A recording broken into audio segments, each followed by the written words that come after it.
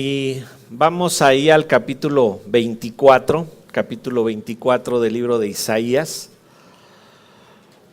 Y recordando que la semana pasada vimos que esta sección de Isaías comprende los capítulos 24 al 27.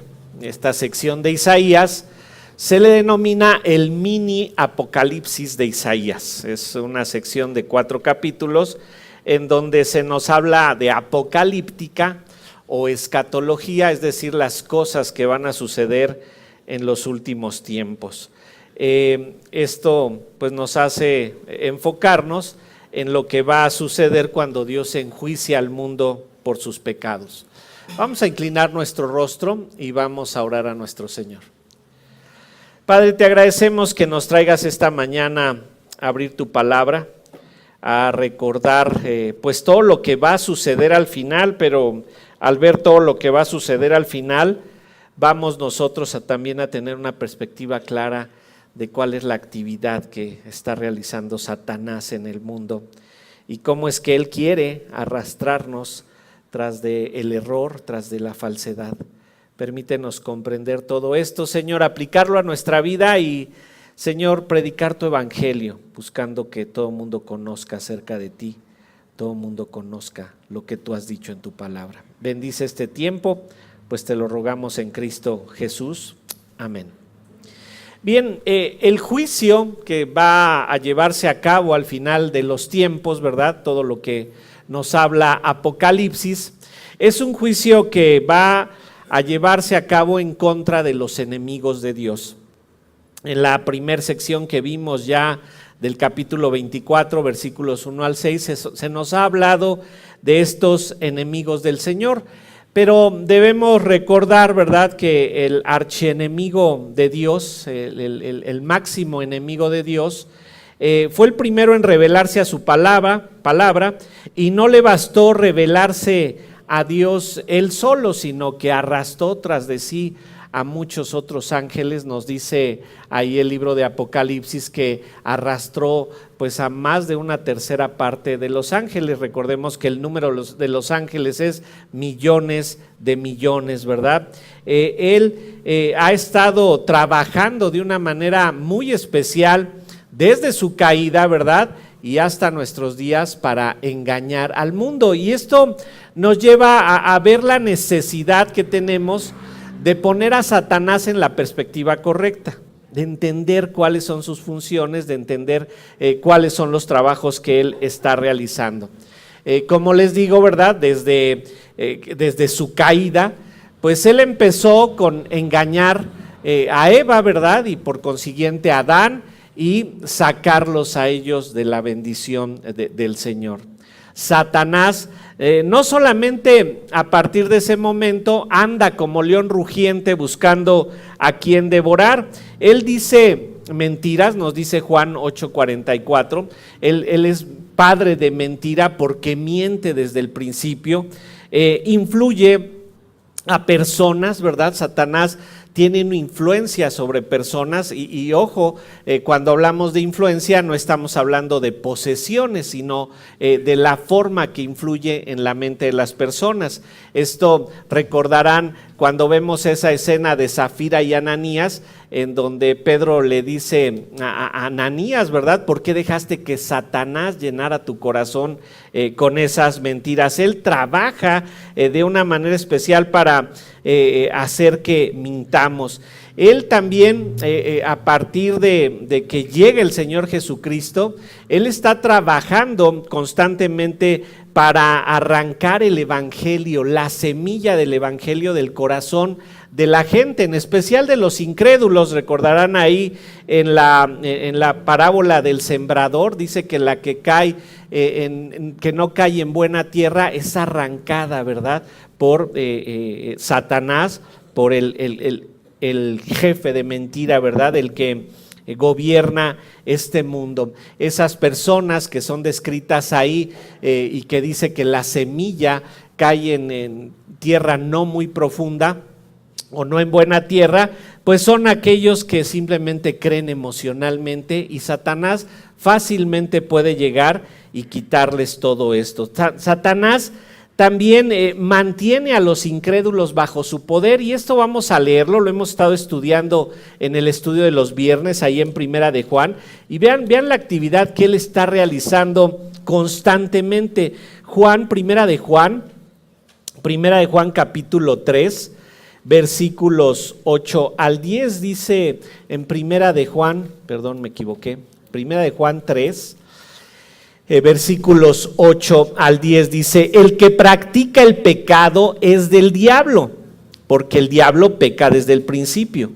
Para esto apareció el Hijo de Dios, para deshacer las obras del diablo. Todo aquel que es nacido de Dios no practica el pecado, porque la simiente de Dios permanece en él, y no puede pecar porque es nacido de Dios. En esto se manifiestan los hijos de Dios y los hijos del diablo.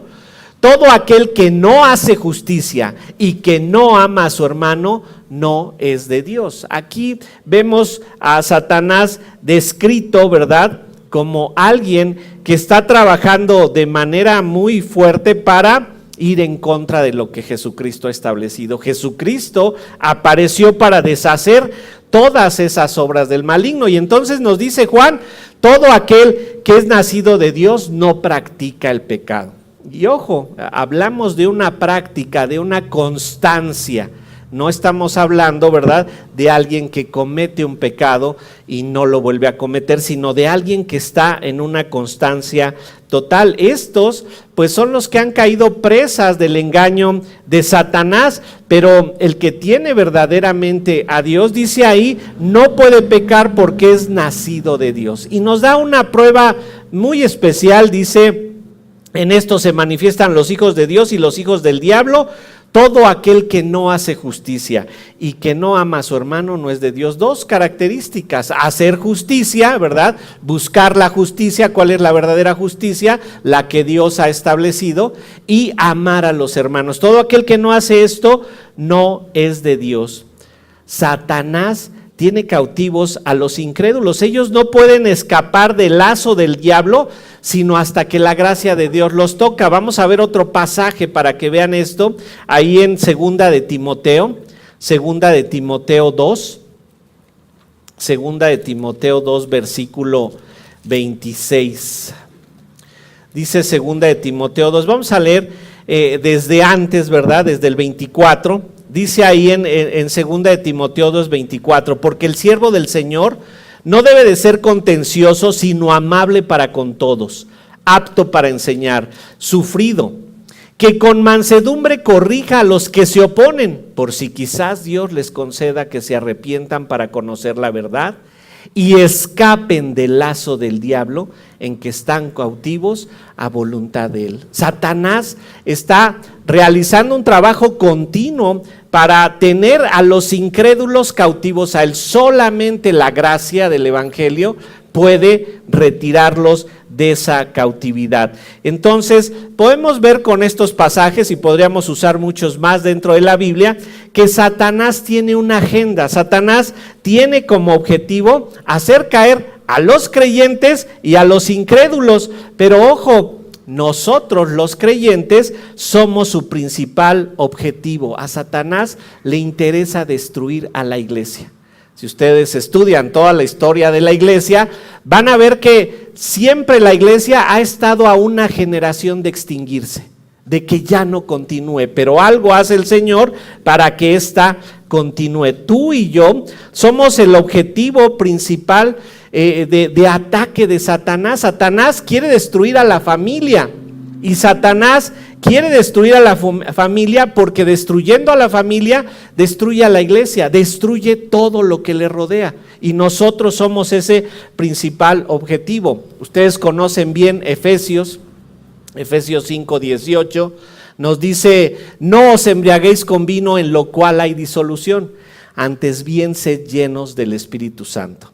Una vez que nos da esta declaración Pablo ahí en Efesios 5:18, nos empieza a hablar de todas las relaciones que tiene el ser humano, el creyente en específico, y nos habla en Efesios 5, 19 y 20 de la relación que hay con los demás creyentes, hablando entre ustedes con himnos, con salmos, con cánticos espirituales, siendo agradecidos con Dios, dando gracias a Dios por todo. Nos habla de que cuando nosotros experimentamos la llenura del Espíritu Santo, nuestras relaciones con los demás creyentes florecen.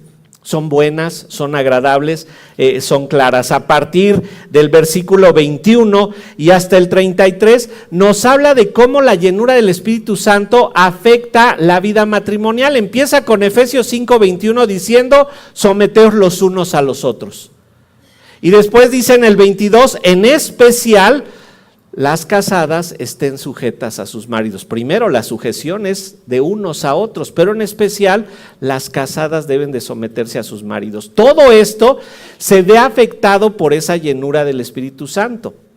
Después nos dice ahí en Efesios 5:25, maridos, amad a vuestras mujeres. Pero dense cuenta que el mandato del amor también es a todos. Ama a tu prójimo tanto como a ti mismo. Ama a tus enemigos, ¿verdad?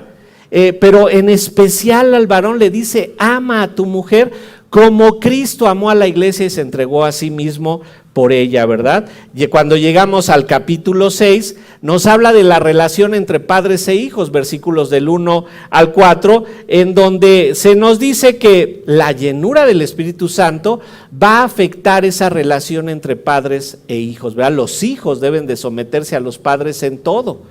Los padres no deben de exasperar a los hijos, y nos habla de que todo esto es posible con esa llenura del Espíritu.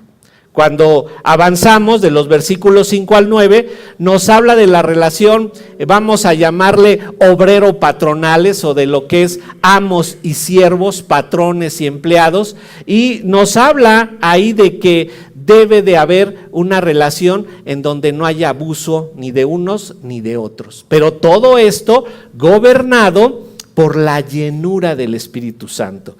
¿Qué es esa llenura del Espíritu Santo? Colosenses 3:16 nos lo aclara cuando nos dice: la palabra de Dios more en abundancia en ustedes. Esa es la llenura del Espíritu Santo. No es algo místico, no es algo mágico, no es algo puramente espiritual y que está velado a nuestros ojos. La llenura del Espíritu Santo es que la palabra de Dios abunde en nuestra mente. Cuando la palabra de Dios abunda en nuestra mente, todas estas relaciones se ven afectadas de manera positiva. Pero, ¿qué sigue ahí en Efesios a partir del versículo 10 en adelante? Ustedes lo conocen: la armadura del creyente. Y es que necesitamos esa armadura, ¿verdad?, para que podamos resistir los dardos de fuego del maligno. Y aquí es donde colocamos a Satanás en una perspectiva correcta. Él es el enemigo de Dios, pero también es el enemigo del creyente. Y él trata de afectar todas nuestras relaciones humanas. ¿Y cómo lo logra? Simple y sencillamente distorsionando la palabra de Dios en nuestra mente. Cuando nosotros no experimentamos esa llenura, todas nuestras relaciones van a ser afectadas de manera negativa.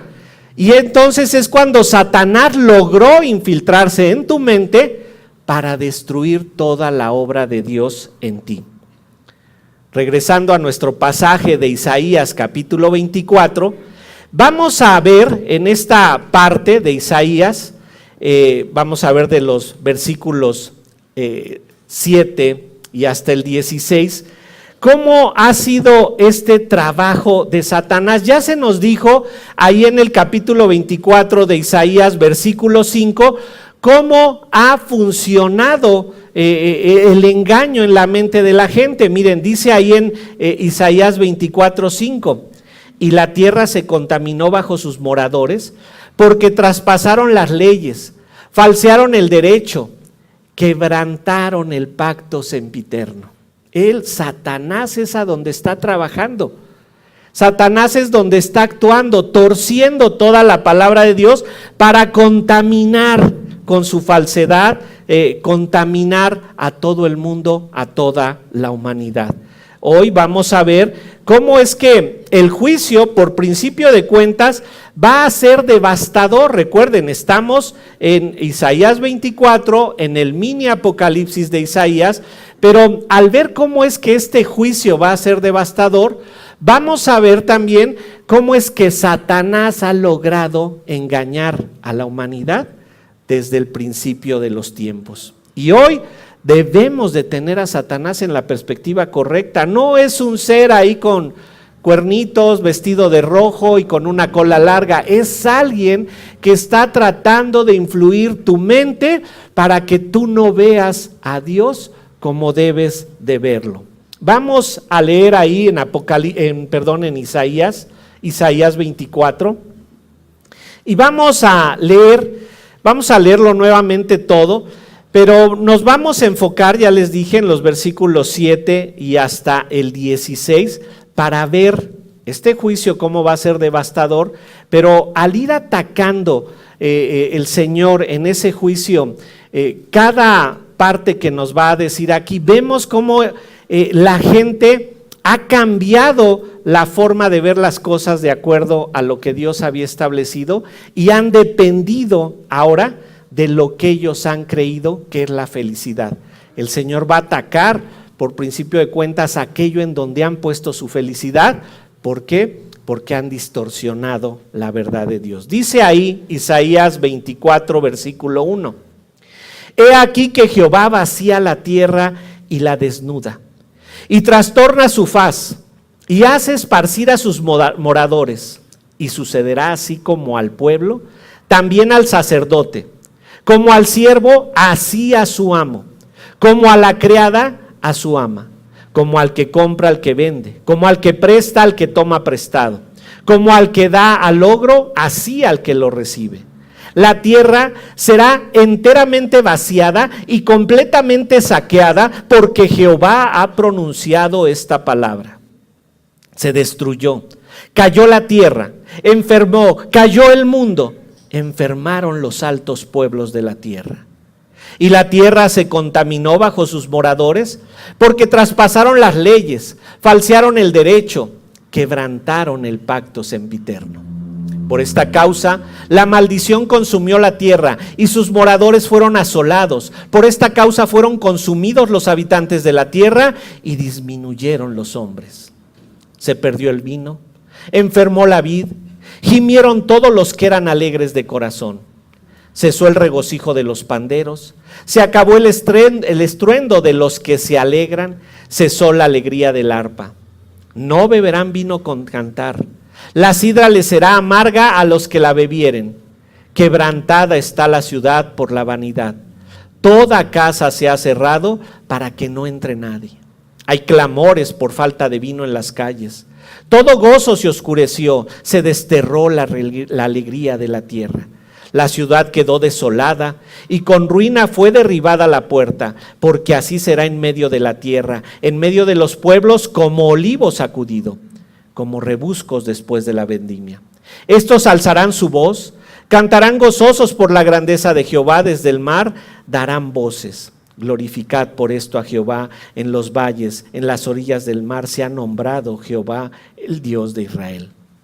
De lo postrero de la tierra oímos cánticos, gloria al justo. Yo dije, mi desdicha, ay de mí. Prevaricadores han prevaricado y han prevaricado con prevaricación de desleales. Terror, foso, red sobre ti, oh morador de la tierra. Y acontecerá que el que huyere de la voz del terror caerá en el foso, y el que saliere de en medio del foso será preso en la red, porque de lo alto se abrirán ventanas y temblarán los cimientos de la tierra. Será quebrantada del todo la tierra, enteramente desmenuzada será la tierra, en gran manera será la tierra conmovida. Temblará la tierra como un ebrio, y será removido como una choza, y se agravará sobre ella su pecado, y caerá, y nunca más se levantará. Acontecerá en aquel día que Jehová castigará al ejército de los cielos en lo alto, y a los reyes de la tierra sobre la tierra. y serán amontonados como se amontona a los encarcelados en mazmorra, y en prisión quedarán encerrados y serán castigados después de muchos días. La luna se avergonzará y el sol se confundirá cuando Jehová de los ejércitos reine en el monte de Sión y en Jerusalén, y delante de sus ancianos sea glorioso. Vamos a ver, ya vimos 4 aspectos del juicio final que nos urgen a predicar el evangelio. Primero, ya vimos, el juicio va a ser universal, va a ser sobre la tierra, y al decirnos que el juicio va a ser universal sobre toda la tierra, se nos habla de todos los pecados que cometieron, versículo 5. También ahora, de los versículos 7 y hasta el 16, se nos va a hablar de cómo el juicio va a ser devastador, va a incluir todo aquello en donde el hombre ha puesto su felicidad. También el juicio es inescapable, versículos 17 al 21 y versículos 22 y 23, el juicio sigue un orden perfectamente establecido por Dios. Hoy vamos a ver cómo es este juicio devastador, cómo acaba con todo, pero en especial acaba con todo aquello en donde el hombre ha puesto su felicidad, en donde el hombre ha querido poner su felicidad, y todo esto ha sido producto de la obra de Satanás, porque ha confundido el pensamiento del hombre. Vamos a ver los detalles siguientes, ¿verdad?, de cómo Satanás ha logrado tergiversar el pensamiento de los hombres. Dice en nuestro versículo 7, Isaías 24:7, se perdió el vino, enfermó la vid, gimieron todos los que eran alegres de corazón. Los versículos 7, 8, 9, 11 y 13 nos hablan del vino, de cómo habían considerado el vino. Tradicionalmente, la cosecha del vino era tiempo de gozo y de fiesta. La cosecha de la uva indicaba que el trabajo de verano acababa. Había una fiesta, una vendimia, y generalmente esta fiesta era porque estaban queriendo decir que la cosecha había sido buena. Había fiesta porque Dios los había bendecido. Esa era la razón de la fiesta. El tener una buena cosecha implicaba que Dios había bendecido al pueblo de Israel. De esta manera le indicaba el Señor su provisión y cuidado. Cuando la cosecha cesaba, cuando se detenía la lluvia, era causa de maldición para el pueblo de Israel. Pero cuando la cosecha había sido buena, indicaba bendición del Señor y por lo tanto una fiesta. Incluso Jesucristo se compara con la vid, dice: yo soy la vid verdadera, ¿verdad? Ahí en Juan 15, la vid era una bendición de Dios para los hombres. Por el contrario, ¿verdad?, si la cosecha había sido mala, indicaba que Dios los estaba castigando. El vino como bendición era algo muy bueno. Como bendición de Dios era algo muy bueno. Por el contrario, cuando el vino era tomado en exceso, entonces no se consideraba una bendición, sino significaba que había una maldición del Señor. Noten lo que dice aquí Isaías. Vamos a Isaías 5 acerca del vino. Vean lo que nos dice Isaías 5, versículo 11. Dice ahí, hablando de una manera negativa acerca del vino, Isaías 5:11, hay de los que se levantan de mañana para seguir la embriaguez, que se están hasta la noche hasta que el vino los enciende. Vean ahí mismo en el versículo 22, ahí mismo en el 22, hay de los que son valientes para beber vino y hombres fuertes para mezclar bebida. Vámonos al capítulo 28 de Isaías, y vean lo que dice el 28:7. Pero también estos cerraron con el vino y con sidra se entontecieron. El sacerdote y el profeta erraron con sidra.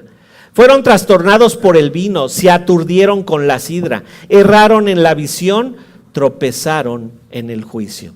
El vino era considerado bendición de Dios cuando la vida había sido buena, pero llegaba un momento en que el hombre se concentraba más en la felicidad que le producía el vino, como vemos en estos pasajes, y ahí empezaban a errar el camino, empezaban a irse por otro lugar en donde el Señor no los había llamado. Dice ahí en nuestro versículo 7, se perdió el vino, enfermó la vid, gimieron todos los que eran alegres de corazón.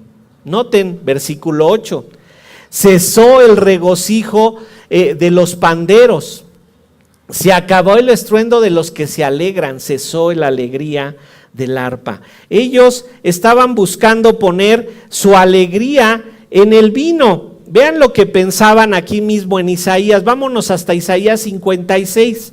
Isaías 56, versículo 12. Vean lo que habían pensado ya acerca del vino ellos. Decían aquí en Isaías 56, versículo 12. Venid, dicen, tomemos vino, embriaguémonos de sidra y será el día de mañana como este o mucho más excelente. Noten cómo habían torcido ya esa bendición que Dios les daba del vino, la habían convertido en embriaguez, la habían convertido en la fuente de su felicidad. Y aquí nos dice en el versículo 8, cesó el regocijo de los panderos, se acabó el estruendo de los que alegran, cesó la alegría del arpa. No hay ningún tipo de regocijo que no pueda venir de Dios. Los instrumentos estarían sonando o bien en silencio en ese momento del juicio. Aquello que se consideraba fiesta, aquello que se consideraba alegría o felicidad, les está siendo quitado. El vino, ya no hay vino. La música, ya no hay música. Ellos habían querido poner ahí su idea de la felicidad y dice que cesó la alegría. Y la idea es que no va a haber felicidad cuando llegue el momento del juicio. Cuando el juicio del Señor escatológico, cuando el juicio del Señor en esos años de tribulación esté llevando a cabo su juicio, no va a haber alegría, no va a haber felicidad. La música era para la alabanza a Dios. Incluso si vamos a Job, vamos a verlo, en Job 38, se nos habla de dónde inició la alabanza o bien la música. Job 38, vean lo que nos dice acerca de esto. Job 38, versículos 6 y 7. Job 38, versículos 6 y 7. ¿Sobre qué están fundadas sus bases? Le está preguntando a Job acerca de la tierra. ¿O quién puso su piedra angular? Cuando alababan todas las estrellas del alba y se regocijaban todos los hijos de Dios. Dice ahí que le pregunta a Job, ¿verdad? Recordarán que están ahí discutiendo los amigos de Job con él, puras necedades, y en el capítulo 38 empieza a hablar el Señor y le dice, a ver Job, ¿quién es el que oscurece mi consejo? ¿En dónde estabas tú cuando yo creé la tierra? Y aquí le da la descripción de la creación de la tierra y dice que cuando él estaba creando la tierra, alababan todas las estrellas del alba y se regocijaban todos los hijos de Dios. La alabanza tenía que ser dirigida al Señor. La música, esto tenía que ser dirigido al Señor y ellos habían dicho, esta es nuestra felicidad, la combinamos con vino, le ponemos música y ya está la felicidad lista para nosotros. La alabanza, ¿verdad? Vemos que está presente en toda la Biblia y en especial, por ejemplo, cuando salen del Mar Rojo en Éxodo 15, está alabando María, la hermana de Moisés. Débora canta una alabanza cuando le dan la victoria su ejército. Ana canta una alabanza cuando el Señor le concede tener un hijo. Incluso Salomón canta alabanzas cuando trae el arca al templo que él construyó. Todos los salmos son un cántico de alabanza al Señor. La alabanza, la música era para el Señor y era para que se regocijaran en el Señor, para que ellos estuvieran dirigiendo toda esta alegría hacia Él. Pero lo que vemos aquí en Isaías 24:8 es que ellos habían considerado que su felicidad era el vino, su felicidad era la música, y vean cómo continúa el versículo 9. No beberán vino con cantar, la sidra les será amarga a los que la bebieren.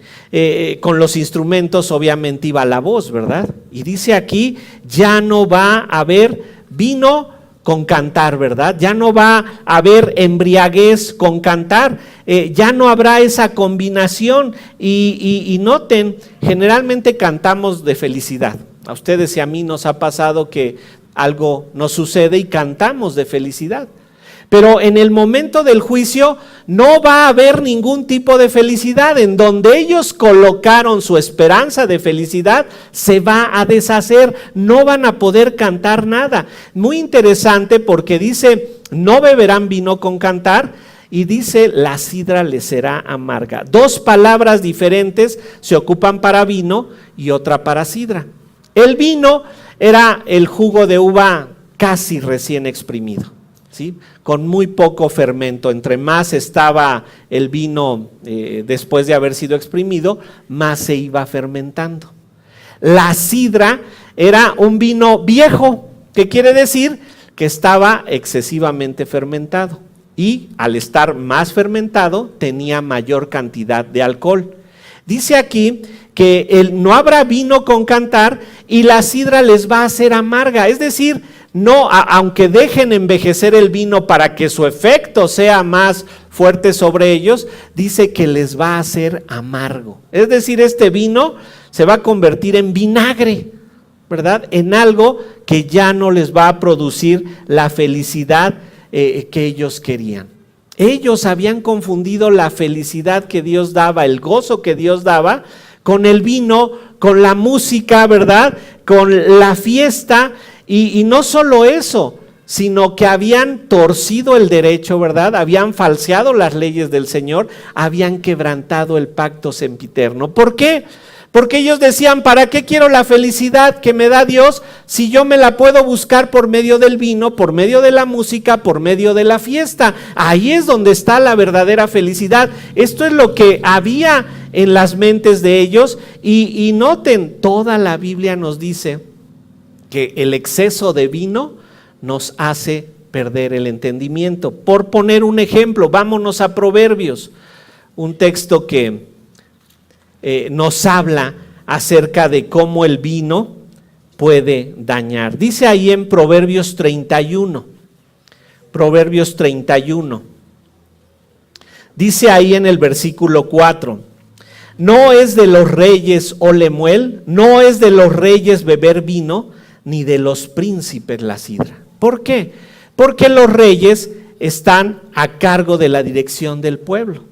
Y el vino, la sidra para los príncipes, puede nublar el entendimiento correcto. Ni los que acostumbraban el vino fuerte, ni aquellos que lo consideraban bueno para su paladar, van a poderlo saborear.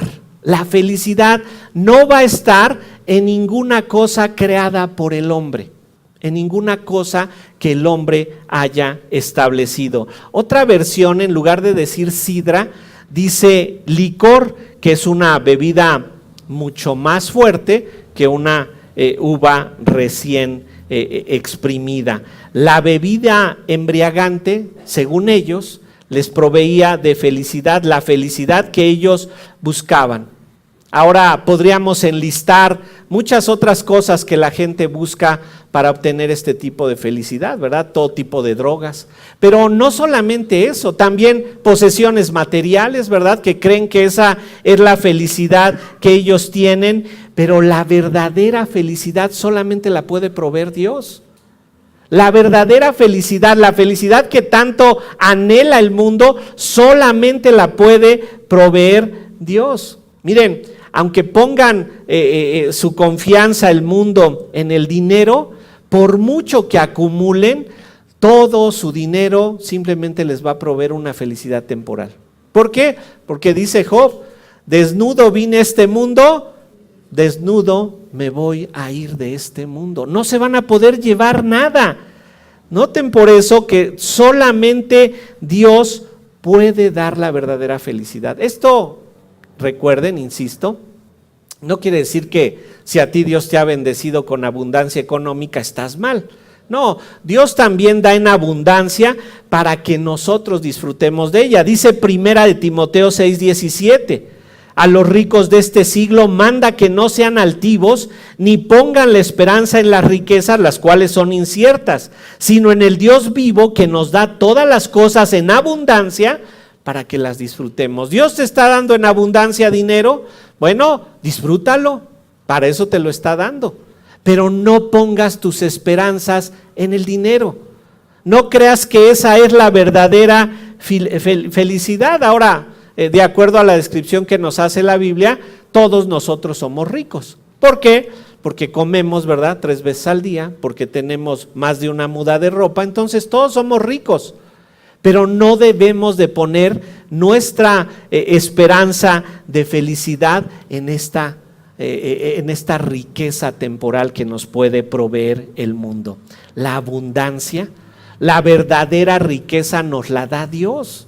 Dios es el único que nos puede proveer gozo, que nos puede proveer felicidad que perdure, que a pesar de que las circunstancias sean adversas, esté ahí. Estos, ¿verdad?, creyeron en el vino fuerte, en el vino fermentada, en la música, ¿verdad?, en todo lo que esto les proveía, las arpas, los panderos, ¿verdad? Creían que esa era la felicidad. Y miren qué otras cosas creían que estaba la felicidad. Versículo 10, dice ahí: quebrantada está la ciudad por la vanidad. Toda casa se ha cerrado para que no entre nadie. La ciudad está quebrantada y noten, dice ahí por vanidad. Vanidad, podríamos hacer una referencia al pecado, pero parece que aquí se está refiriendo a la vanidad de los unos con los otros. ¿Han estado ustedes al lado de alguna persona vanidosa, orgullosa, soberbia? A veces cuesta trabajo convivir con ellos. Todo lo saben, todo lo pueden, todo lo hacen mejor, todo es para ellos, todo se lo merecen. Nadie puede estar cerca de ellos porque pues su calidad es muy alta. Han creído, ¿verdad?, que en esa vanidad que se ensalzan es lo que ellos merecen. Dice, quebrantada está la ciudad por vanidad. Toda la felicidad terrenal no dura nada. Todo aquello que nos cause vanidad sobre la tierra no dura nada. Piensen ustedes en cuál sería el puesto más importante que podría desempeñar una persona aquí en México. ¿Cuál sería el puesto más importante que podría haber? Pues pensemos en el presidente de la República. ¿Cuánto le puede durar su vanidad? 6 años nada más. ¿Y después de eso qué le llega? Según la historia que tenemos en nuestro país, no conozco a ningún presidente que haya amado el pueblo, ¿verdad? A mis 55 años de edad no he conocido a alguno que ame el pueblo, pero la vanidad no dura. Por mucho que dure la vanidad, por mucho que tengas un puesto muy elevado, la vanidad no dura. La vanidad hace que la gente se te aleje. Dice, quebrantada está la ciudad por vanidad. Toda casa se ha cerrado para que no entre nadie. Es decir, todos aislados con su propia vanidad. Todos en su territorio de vanidad, de orgullo, de soberbia. No hay comunión, no hay amor los unos por los otros, no hay ayuda de los unos a los otros. Todo está cerrado porque el orgullo, la soberbia, cierran las casas para que no entre nadie. No te vayas a llevar, no me vayas a descomponer mi sala. Finísima, ¿verdad? Mis tapetes persas. ¿Cómo vas a llegar a hacer eso? No, mejor cierro mi casa. Dice que en este momento están en juicio. El Señor les está quitando todo y se aferran a su vanidad.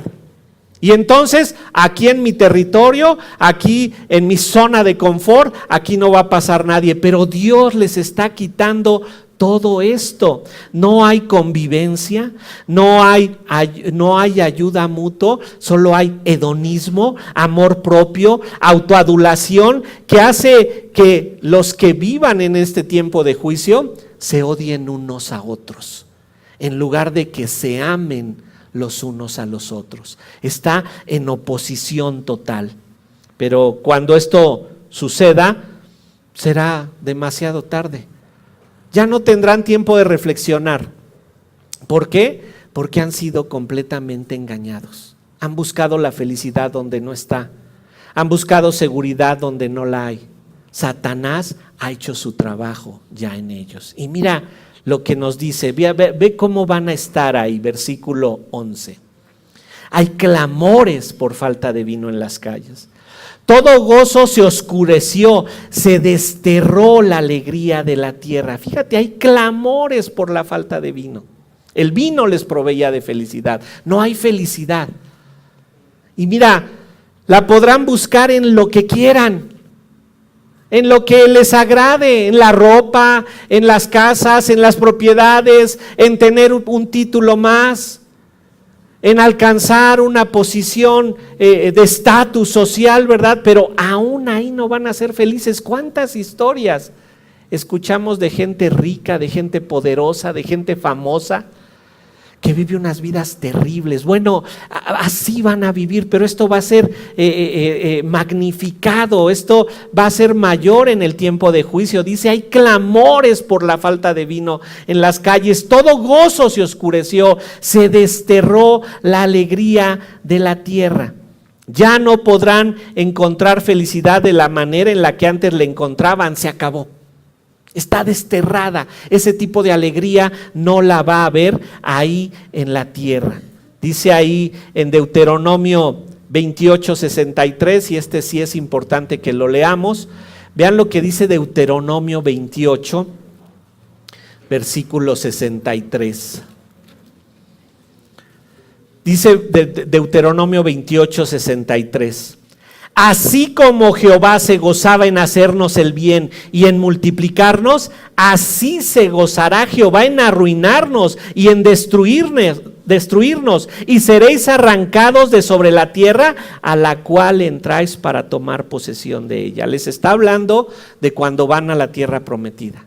Y dice, así como Dios se puede alegrar en bendecirte, también Dios se puede alegrar en causarte mal, en arruinarte, en destruirte. Y esto es para los incrédulos, esto es para los enemigos de Dios, para los que han colocado su felicidad en cualquier otra cosa que no es la felicidad que Dios puede dar.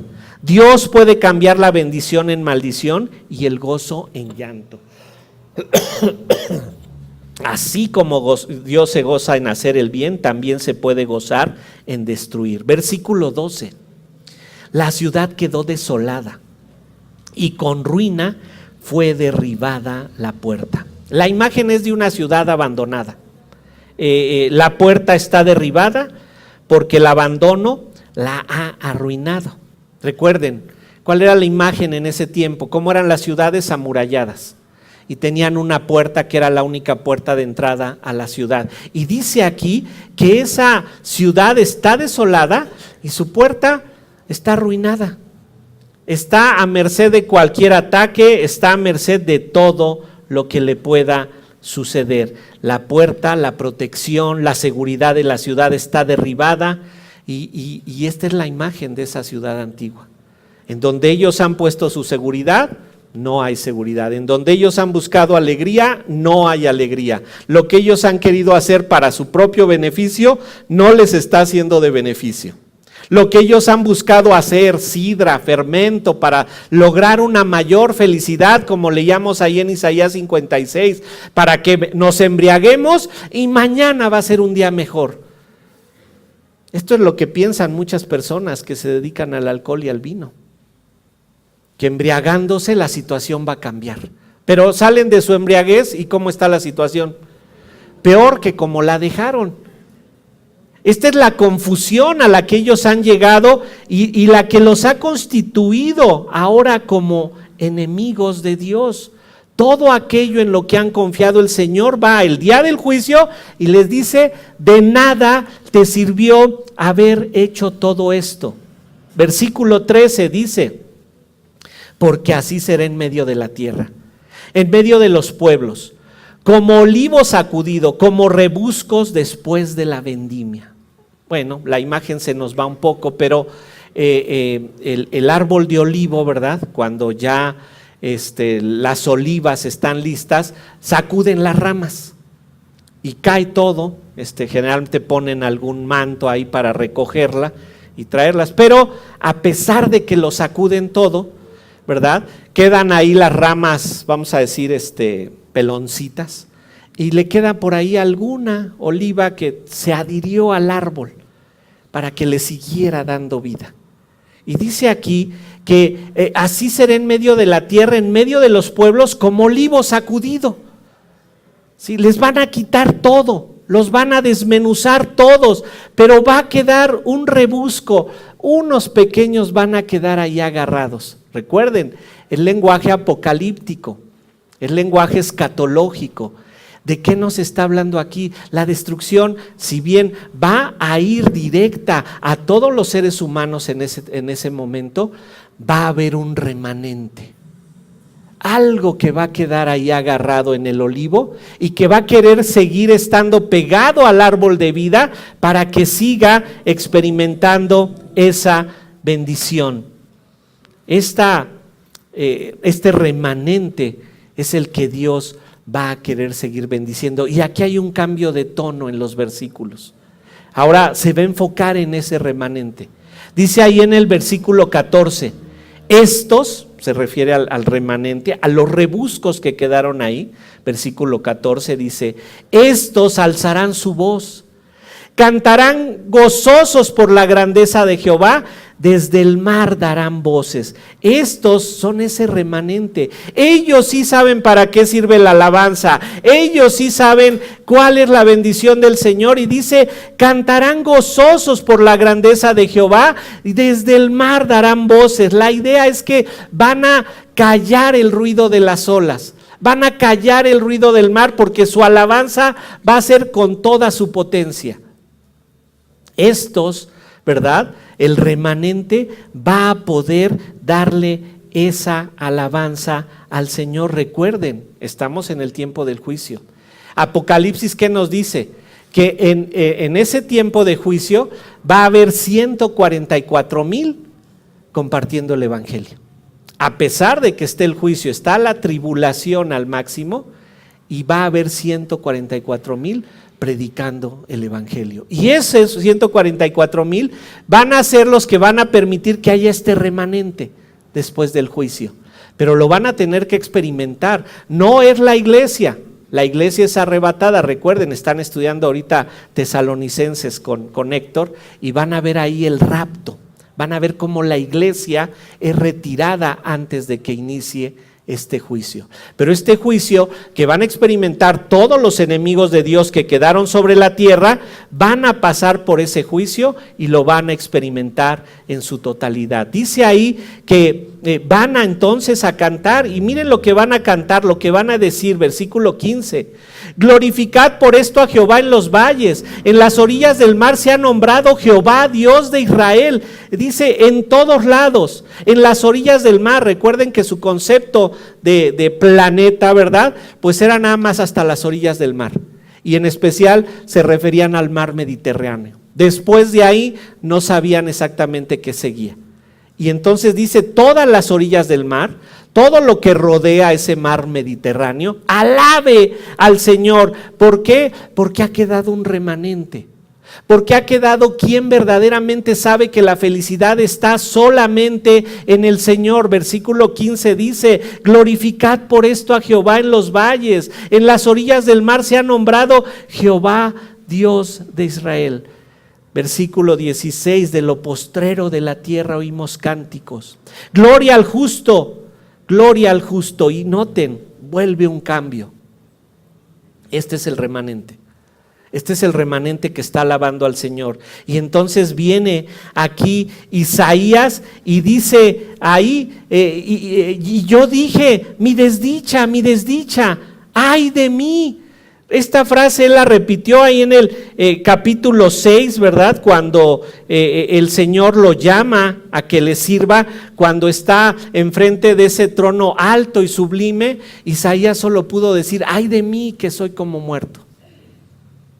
Y aquí él está diciendo, ay de mí, o sea, yo soy parte de este pueblo que ha pecado, yo soy parte de este pueblo que ha tergiversado la ley de Dios, yo soy parte de este pueblo que ha torcido la ley de Dios, ay de mí, dice, y noten, viene la acusación, mi desdicha, dice, ay de mí. Prevaricadores han prevaricado y han prevaricado con prevaricación de desleales. Esto es una repetición maravillosa. En el hebreo la repetición es muy importante. Aquí está repitiendo esta palabra 4 veces como verbo y una vez como sustantivo. Esto, ¿verdad? Nos hace notar en dónde está el énfasis. Es como si aquí Isaías estuviera diciendo, pobre de mi pueblo, miren la situación que se encuentra. Prevaricadores han prevaricado y han prevaricado con prevaricación de desleales. Esto es terrible. Otra traducción podría ser, infieles han sido infieles y han sido infieles con infidelidad de infieles. Esa sería otra traducción. Ha habido infidelidad total. Y eso es lo que los está llevando a juicio. ¿Por qué? Porque ellos han creído que la felicidad se encuentra en otra cosa. ¿Dónde está la palabra felicidad dentro de nuestra Biblia? La palabra felicidad casi no la encontramos, pero hay una palabra que nos hace la misma referencia a la que da felicidad. Mateo 5, bienaventurados. Bienaventurados, solamente podemos ser bienaventurados cuando estamos dependiendo de Dios y no de las circunstancias como nos lo describen las bienaventuranzas. Satanás está trabajando desde el principio para que tú creas que la verdadera bendición está en otro lado, que la verdadera bendición está en cualquier otra cosa. Y que esa bendición no está aquí en la iglesia, que esa bendición no está en la Biblia, que esa bendición no está en el Señor. Pero ¿sabes qué? Cuando caes en esa trampa, Satanás te ha atrapado. Satanás te ha agarrado, como los ha agarrado a ellos. Pero estos no se pudieron zafar. ¿Por qué? Porque no tenían al Espíritu Santo de Dios, porque no eran sensibles a la obediencia al Señor. El Señor va a llevar a cabo esta devastación total, pero el enfoque del Señor es específico: ir en contra de todo aquello en donde el incrédulo ha querido poner su felicidad, su seguridad. El Señor va a destruir todo esto para que comprendan que erraron. No te dejes confundir hoy con Satanás. No dejes que Satanás influya en tu mente. La verdadera felicidad está en someterte a la palabra de Dios. No es limitante la palabra de Dios. La palabra de Dios te da libertad. La palabra de Dios te permite experimentar la verdadera felicidad, porque estando bien con Dios, estás bien con todos. Porque experimentando la llenura del Espíritu Santo, estás bien con todos, en todas tus relaciones. No te dejes engañar creyendo que la felicidad está en otro lado, que la felicidad está en eso que tú buscas. Porque si te dejas engañar por Satanás, lo único que puede suceder es que no tenías al Espíritu Santo para luchar en contra de él, que no experimentabas la llenura del Espíritu Santo para poder luchar contra él. Tu debilidad espiritual te puede hacer presa de Satanás, y Satanás anda como león rugiente buscando a quien devorar, y va sobre los débiles. Inclinemos nuestro rostro. Padre, ayúdanos a recordar que todo lo que hay en el mundo, los deseos de la carne, los deseos de los ojos, la vanagloria de la vida, no provienen de ti, sino del mundo. Todo aquello que nuestra carne desea es lo que el mundo nos ofrece. Se nos ofrece por medio de la vista, se nos atrae por la moda, por lo nuevo, por lo más actual, por cosas que evidentemente son codiciables, que queremos tenerlas. Pero ayúdanos a recordar que esa no es la bendición que proviene de ti. Ayúdanos a concentrarnos solamente en ti, sabiendo que tú eres el único proveedor de verdadera felicidad. El mundo nos ofrece vanagloria, el mundo nos ofrece poder, pero eso no nos da la verdadera felicidad, la felicidad eterna que solamente proviene de ti. Padre, ayúdanos a recordarlo y a ir a predicar el Evangelio para que podamos decirle a mucha gente que ha caído en el engaño y que si se mantiene en ese engaño, este es el juicio que le espera. Danos el valor, el denuedo, y Señor, que todo sea para tu honra y para tu gloria. En Cristo Jesús oramos, Padre. Amén. Bien, hermanos, estamos despedidos.